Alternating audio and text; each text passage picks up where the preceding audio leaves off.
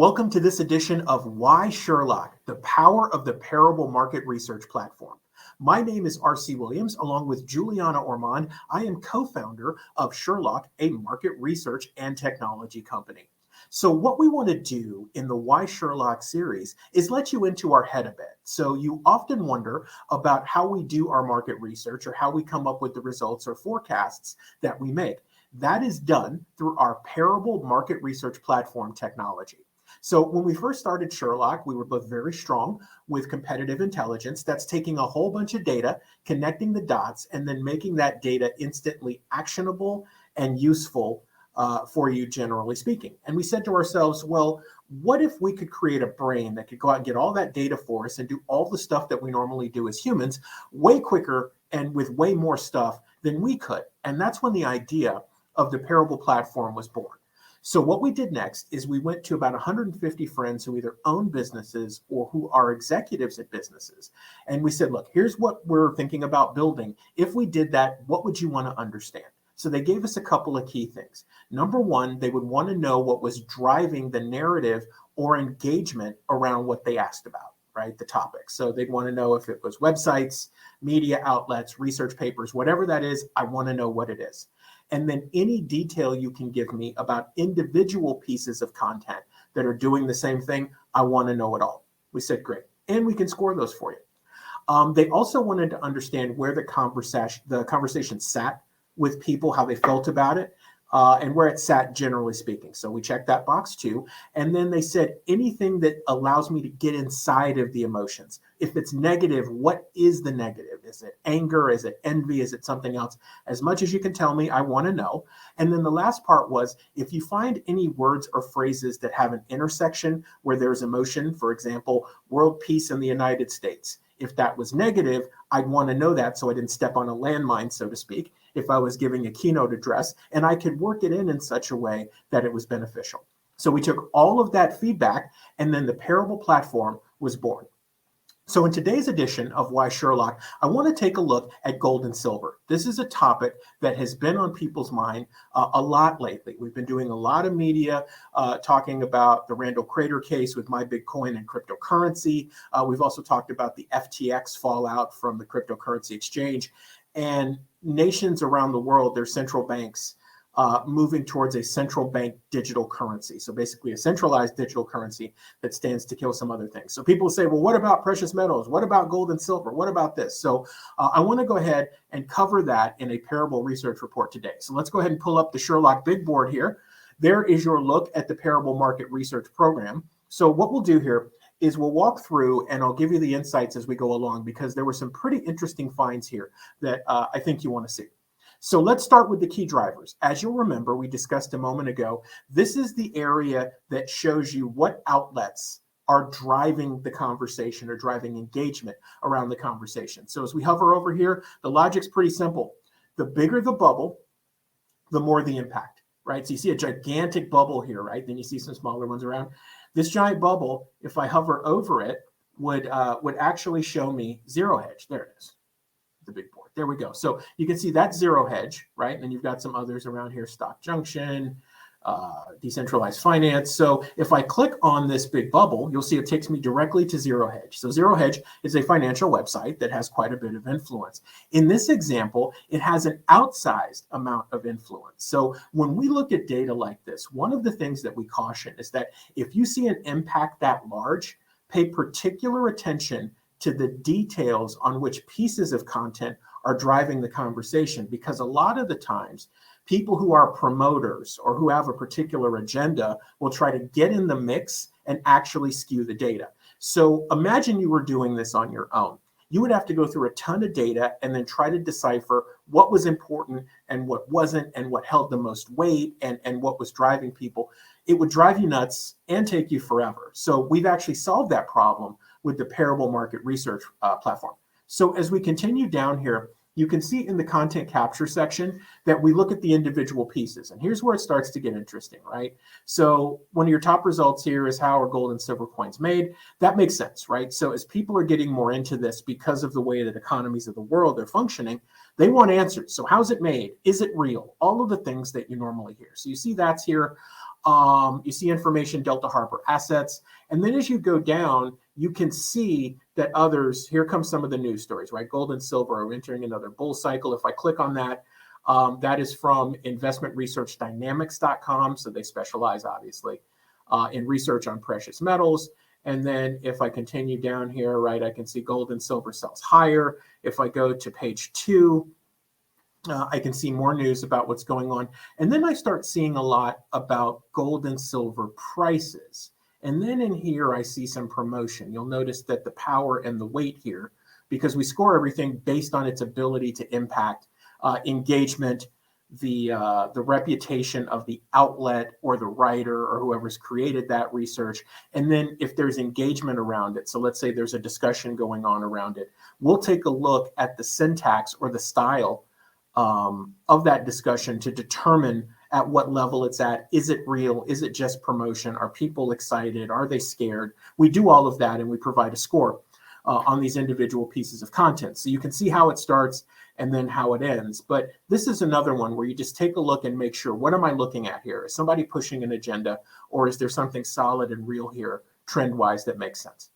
So as I continue down, we get into the portion where we talked about those executives wanted to understand where the story sits with someone and how they feel about it. So as we were building ParAible, we spent time with psychologists and we said, we want to understand how humans work. Like, help us understand how humans are human. And what we did is we figured out that a story or a topic will generally sit with someone in one of 4 categories. It's either fluid, it comes and goes, it's cultural or tribal in nature, it's perpetual, it's ongoing, it's in the cycle, or it's a life-changing or world-changing event. So why is that important? Well, if a topic is fluid, let's say that you're doing market research for a business you want to start, and you're looking at an industry. If that industry is fluid in nature, it's going to cost you a lot of money to prop it up and to make yourself known. So that would be an indicator to you right away that if you don't want to invest the money and the time into making something float, it's probably not a good bet for you, right? Instead of spending months and months researching, you use a ParAible report, you figure it out in a couple of minutes, and you're on your way, right? So we also did the same thing with emotions. And what we found out from our psychologists is that there are 4 general categories of emotions, and people generally sit somewhere in those realms or in between those realms. They're either disengaged, sad, pleased, or upset. So we took those and put them on a grid. Here's how this section works. The red dot in the middle is important because the higher up and further away that the icons are from the center, the more intense the effect. So we can see that gold and silver is strongly perpetual. That probably wouldn't surprise you. What was interesting in how people felt about it, this pleased is actually not way up here. It's kind of down near the middle or almost in the disengaged category.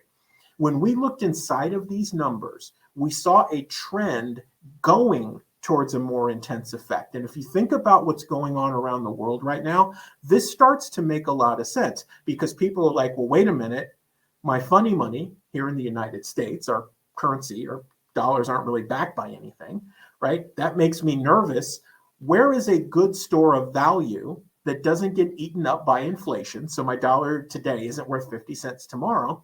And tried and true, gold and silver is sound money. It's been around for thousands of years, and it has historically been a storehouse of value. And so what we see in the data is that starting to trend. It was perpetual in nature. You heard about gold and silver, but maybe you didn't take any action. You're like, hey, gold and silver, whatever. I've either got some or I've got an investment or whatever. But now that's starting to trend into the pleased category because people are happy that they have it in a time where it can get harder and harder to get. So when we talked about digging into the emotions, what we did here to solve the requests of the executives is we got inside of positive emotions, negative emotions, if they're ambiguous, just kind of on the fence, or if they're neutral. Well, what does that mean? What's inside of a positive? What's inside of a negative? And so that's how the Wheel of Fortune works. So like in this instance, you can see that there is a bigger positive arc. And then in the negative arc, if we want to drill down and take another look, we can see that there's fear and panic in the negatives. And based on what you've seen and what our research talks about, that fear and panic is coming from the economy itself. But there is also a fear about supply and demand. So we recently did our forecast for precious metals for 2023. And one of the things we talked about in that report was the coming resource wars. Precious metals are going to become harder and harder to come by. In particular, platinum, palladium, rhodium, gold, and silver. The reason that the first three are in such high demand is because they power catalytic converters, which stop emissions. So as the whole movement towards green continues to accelerate, the fight for those resources is going to become way more intense.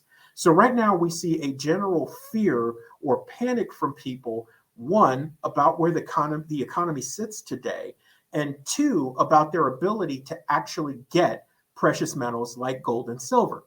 So under the positive, we see the people that either do have it or are like, hey, this is real, this is a thing, joy, contentment, and satisfaction. So there is some satisfaction and solace in the fact that if you have precious metals, you've basically protected your wealth, right? Some people love gold, some people love silver, platinum, rhodium, palladium, all for different reasons. But if you have them, the positive feelings are generally ones that we would want to see in the data we looked at to say, hey, look, this is a great trend and this arc is going to continue to grow. So what we anticipate is that the positive arc will continue to grow, and we'll see the negatives grow as supply tends to dry up, unless, of course, there's a solution where you can get things either on a subscription or in a way where you can buy fractionally. People are going to want to have gold and silver physically, but if they don't have $500 and they have $5, they're going to be looking for a solution. So we'll see the positive arc grow a bit. The negative arc will grow too, but it'll spread out a bit more, and we'll get a chance to see what else is driving that market. So if you are in this industry in some way, this is actually a beneficial look for you. And the future actually looks good as the economies of the world tend to continue to be unstable, and they'll probably fight over resources. So in the final section here, you can see that we take words and phrases that intersect, and we let you know if there's a positive, negative, expectant, neutral connotation, or if there's nothing. You see a lot of red on the board here, right? And you see it at the intersection of market and rally, and you see it at the intersection of gold and rally. Right? So here's what's happening.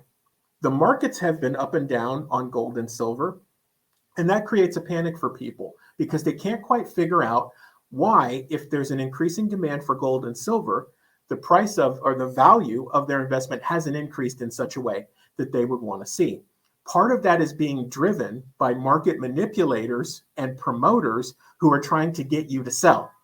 Just keep that in mind. How long would it take you to calculate and intersect data like that? Well, with a platform like ParAible, you're able to do it. So there's some negative connotation. Very interesting though, and what you might expect if you're a gold and silver person is that at the intersection of gold and silver, there is a strong positive connotation. So if you are out talking about gold and silver today, talking about the power of them as a storehouse of wealth and how they've done well historically is really good for you. But stay away from anything that talks about the market for it or buying and selling it in the way that people are so accustomed to. If they're talking spot price or something like that, now's not the time for that because you're not using it as a method of exchange to make one more dollar than you did when you bought it. If you're using it as a store of wealth or a hedge against inflation, that's the way to actually use precious metals like gold and silver. And that's what the data, in essence, is telling us here. So guys, you got another look at ParAible here on a very important topic, gold and silver. People ask us about it all the time. And as I bring down the big board here, I'm excited to share with you, if you haven't heard already, the ParAible platform has been business to business. We work with other businesses in different industries to provide them custom reports. But what we have done is we've opened up the ParAible Market Research Platform to you and everyone else. So here's the deal. We've put it on a subscription model. So for $99 a month, you can choose up to 5 topics that you'd like to be updated on. And twice a month, we will provide you market research updates like the one you just saw, along with one-page blueprints that tell you what's going on and give you suggestions and recommendations on ways to use the data. So if you go to investinanswers.com, that's investinanswers.com, and you click on the button that says take me to ParAible. I want to learn more. You can see some of the videos that we've done on why Sherloc, the power of ParAible, and the market research platform, and you can actually get signed up. $99 a month, you get updated in up to 5 categories 2 times a month. Huge value. And we wanted to do it because people are constantly asking us about data and insights and what do I need to do and how should I do it and what do I need to know. So we just decided to make this available on a recurring basis, on a subscription, easy for you. You get updated when there's new data available. So we encourage you to go check it out, investinanswers.com. Thanks for watching this edition of Why Sherloc, the power of the ParAible Market Research Platform. My name is R.C. Williams for Juliana Ormond at Sherloc. Thank you guys so much for watching. We'll see you soon.